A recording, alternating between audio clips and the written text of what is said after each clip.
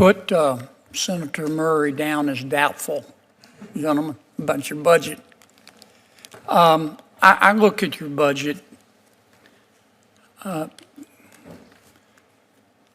decrease of 23%. That's $2 billion from fiscal year 25 enacted. A reduction in funding for the Mississippi River and tributaries account of 29%. That's $106 million. A reduction in funding for the operation and maintenance account of 28%, $1.6 billion. The budget doesn't propose any use, none, of the Inland Waterways Trust Fund receipts, and proposes to use only $1.7 billion from the Harbor Maintenance Trust Fund. That's about $1.7 billion less than the congressional target. I was reading the other night, I don't remember the exact figures, but scientists estimate that there are 2 to 3 trillion galaxies in the universe. And in not a single one of those galaxies is this Congress or any Congress likely to approve this budget.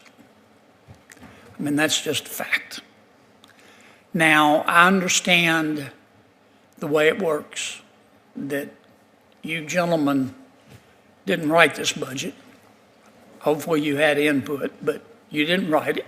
It came from OMB. And I also understand that Congress has never accepted a president's budget, any president's budget, and just enacted it without changes. That's never happened in the history of ever. So I get all that.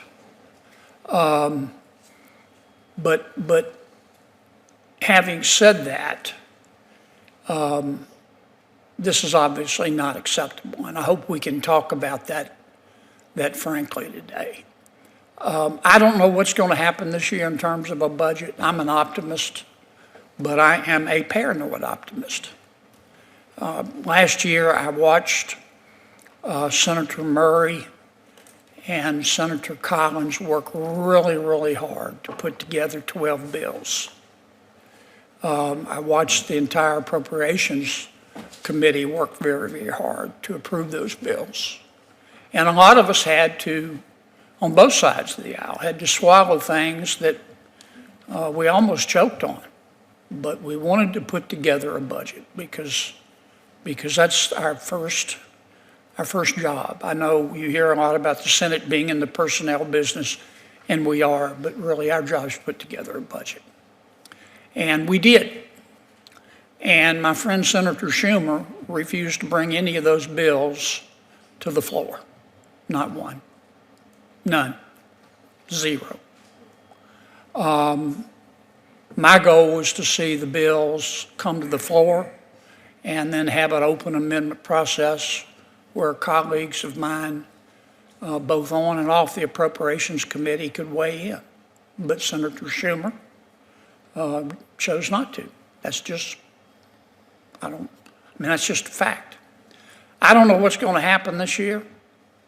Under President Biden, I want to try to be as impartial as I can be in making this statement, but I think it's accurate. Under President Biden, and presidents set the tone in Washington. Under President Biden, the general discussion was who needs to pay more in taxes, okay? Under President Trump, it's clear to me at this juncture that the discussion has changed. The discussion is now, what the hell happened to the money? And that's a healthy discussion to have. But when it comes to the Corps of Engineers, and before I get there, and that leads me to believe that we may not have a budget this year. I just don't know if we can come together on it. It's always a challenge, but it's clear to me that at least on my side of the aisle, we are expecting to reduce the amount of spending strategically, but reduce it.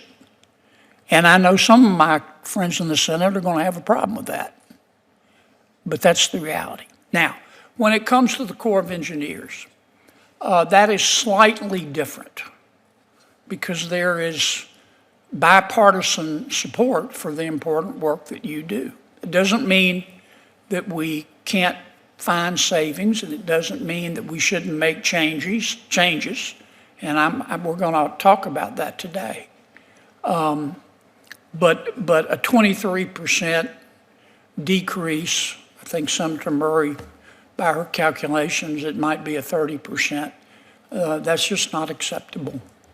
So help us work through this and come up with a plan that looks like somebody designed it on purpose, which is not this one. Let me make one other comment, and then I want to hear from you gentlemen. Look, I know you have a tough job. I get that.